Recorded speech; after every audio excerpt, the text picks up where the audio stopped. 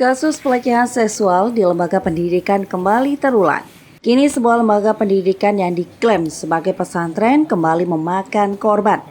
Pengasuh Ponpes Al-Jalil II Jember Muhammad Fahim Mawardi menjadi tersangka atas kasus kekerasan seksual kepada 4 orang santriwati.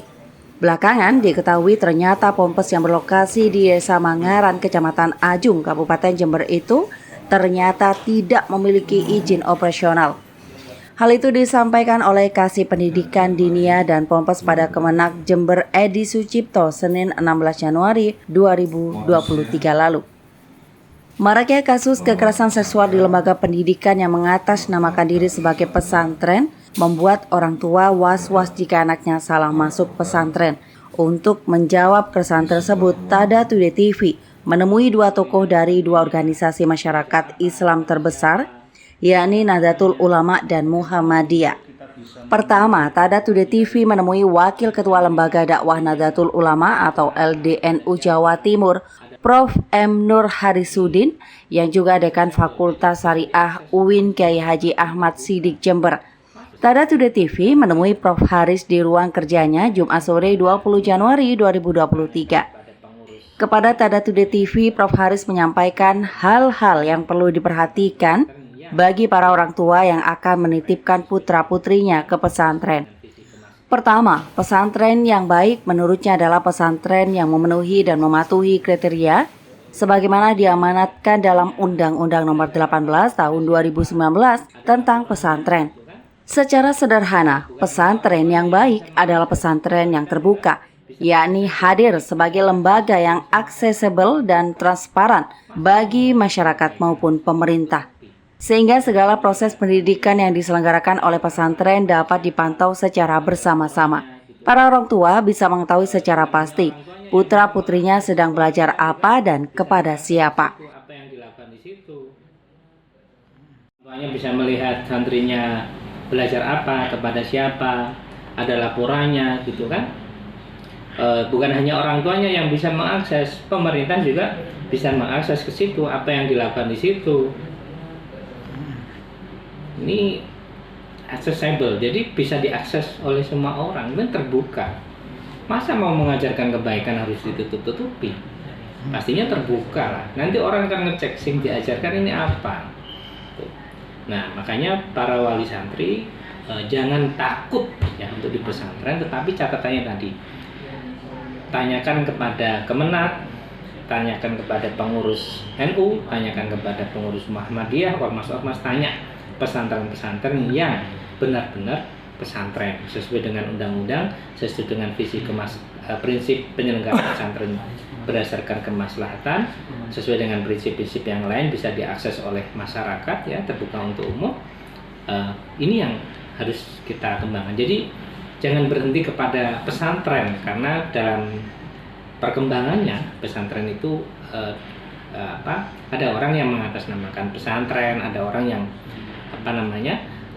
memakai nama pesantren, tapi sesungguhnya itu bisa jadi berbeda dengan prinsip, dengan tujuan, dengan apa yang mestinya diidealkan dalam pesantren. Tokoh kedua yang ditemui Tada Today TV ialah Wakil Sekretaris Majelis Pendidikan Dasar dan Menengah atau Dikdasmen Pimpinan Daerah Muhammadiyah Jember, Dr. Dian Wahana Putra.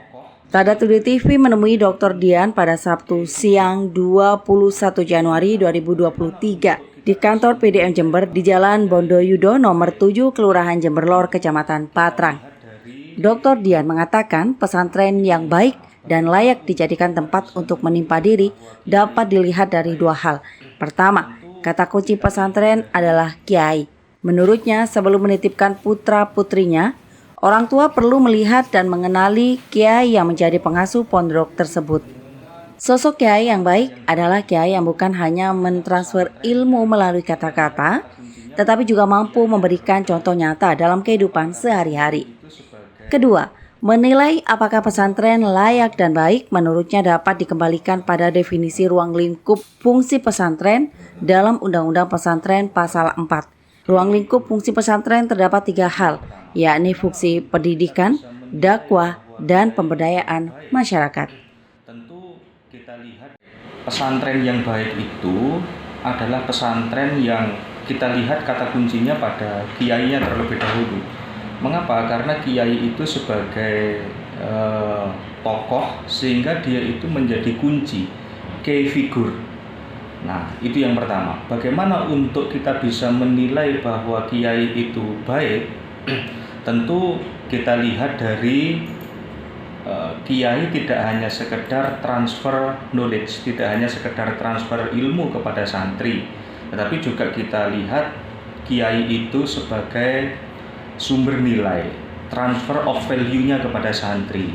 Kiai yang baik adalah kiai yang perilakunya bisa diikuti oleh santri, kata-katanya bisa dia terapkan dalam kehidupan sehari-hari sehingga bisa diteladani oleh santri.